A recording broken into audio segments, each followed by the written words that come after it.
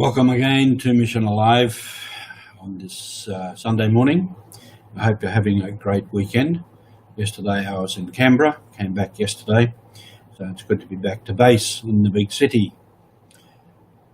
Just this morning I was looking for a bit of inspiration and I went outside to my garden and to look at the plants and realised that they're growing despite the cold.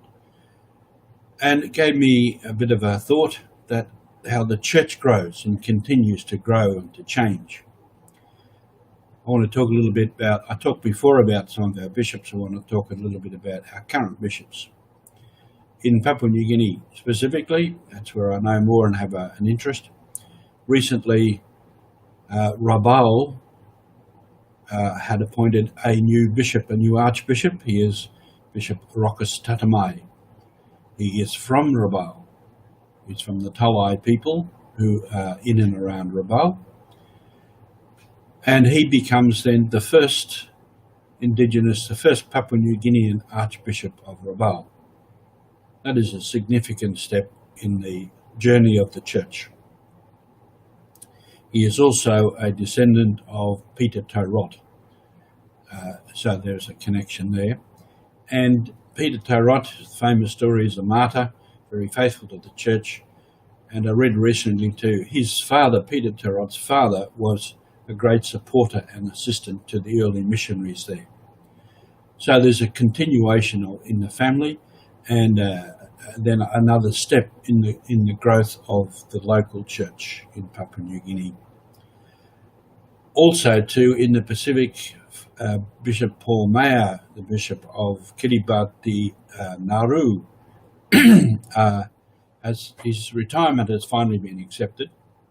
He's well over the age to retire, and his place has been taken by a diocesan priest who was an administrator with him. This is another step. Paul Mayer himself was the first indigenous Kiribati man to be bishop there, and now and he's an MSC, so now he is handing over to the diocesan clergy. And that's also a correct passage of the growth of the church. That the missionaries come, establish the church, and in due course hand over to the local clergy. So that's another step. A couple of years ago in the diocese of Vanimo on the northwest corner of Papua New Guinea, there is now the first Papua New Guinean bishop, Francis Melly, who is a diocesan priest from Rabaul. So that is another step to hand over to the diocesan clergy and also to hand over to the indigenous people, the Papua New Guineans. So that's progression of the church, the growth of the church, which is the normal way things should progress.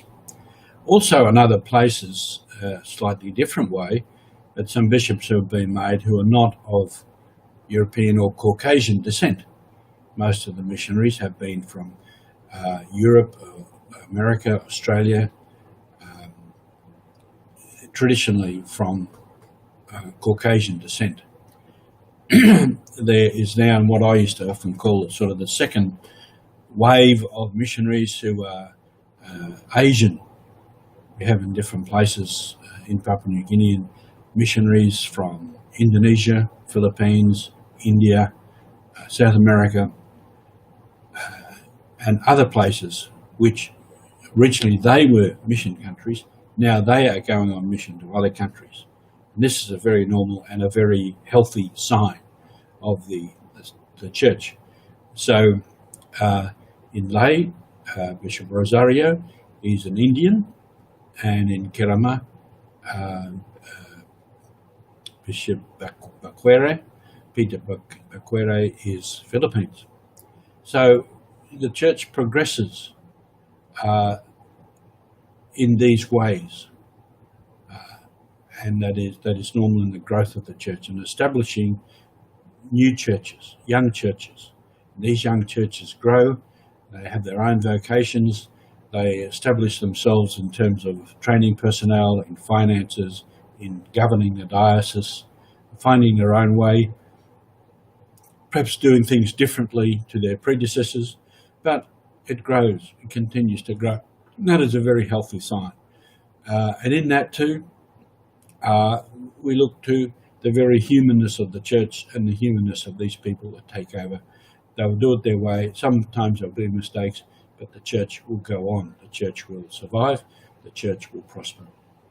So from my garden to see the plants grow, I reflect to see the church grow. And this is all mission alive. This is the church active and progressing and growing.